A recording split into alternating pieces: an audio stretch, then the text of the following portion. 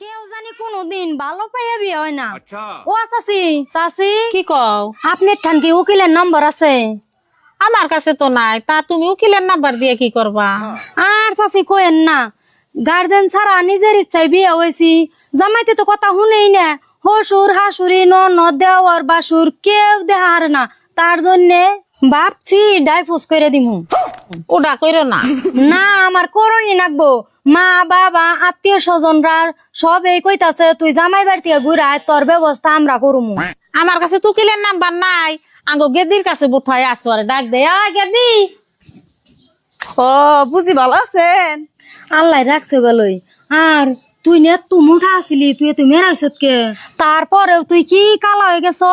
তোর অবস্থা কি হইছে? তুই আগে কি সুন্দর আছিলি। আর বুঝি কইেন না, যা কিছু হইছে নিজের দোষেই হইছে, নিজের কপাল নিজেই খাইছি। কেমনে? বুঝি আজকে আমার বাপ মার কথা হইনে এই দুর্দশা। যদি বাপ মার বুদ্ধি না শুনতাম তেল আর আমার এই দুর্দশাটা হয় না। আর এই যে মাও, এই মায়ে আমার কইছেল যে জামাই বাড়ি থেকে ঘুরাই 2 বিঘা মাটি দিম তোরে, রাজরানীর মতন কইরা কইরা খাবি। ওহন তো রাজরানী নে, আমি মানুষের বাড়িতে চাকরানির কাম করে করে খাই। বুঝি আর ভঙ্গি করা বাদ দাও, ওরা উকিলের নাম্বারটা দিয়া দে। চাচি উকিলের নাম্বার আমার নাকবো না। এই বুঝির কাহিনী হই না, আমার অন্তর বইরা গেছে গা।